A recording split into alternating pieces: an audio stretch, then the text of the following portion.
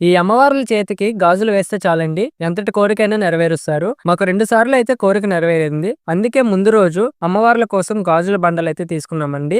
నేను మీకు గ్యారంటీగా చెప్తున్నాను. చాలా మహిమగల అమ్మవార్లండి. మొత్తము 7 అమ్మవార్లైతే ఉంటారు. ముందుగా అమ్మవార్లకి మన మనసులో ఏదైనా కోరిక ఉంటుంది కదా! ఆ కోరికనైతే అమ్మవార్లకి చెప్పుకోవాలి.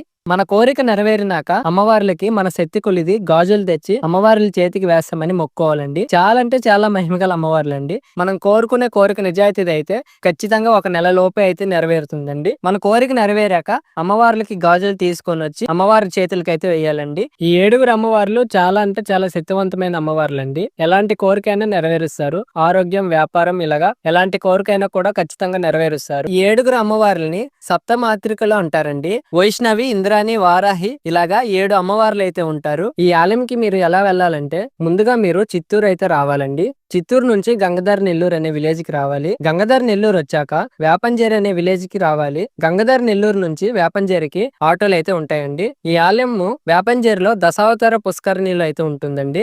మీరు ఏదైనా కోరిక కోరుకుంటారు కదా, మీ కోరిక నెరవేరాక 7 డజన్ గాజులు అయితే తీసుకొని వచ్చి ఒక్కొక్క డజను ఒక్కొక్క అమ్మవారి చేతికి అయితే వేయాలండి. ఇలా 7 డజన్ గాజులు 7 అమ్మవార్లకి అయితే వేయాలండి. చాలా అంటే చాలా మహిమగల అమ్మవార్లండి. చిన్న విగ్రహాలే కానీ చాలా మహిమగల అమ్మవార్లండి. మాకైతే 2 సార్లు అయితే కోరిక నెరవేరింది. మీరు కూడా ఖచ్చితంగా ఈ వేపంజేరిలో ఉన్న సప్తమాత్రికుల అమ్మవార్లని దర్శనం అయితే చేసుకోండి. ఈ గుడికి వెళ్తున్న వాళ్ళు ఈ విషయాన్ని అయితే గుర్తుపెట్టుకోండి.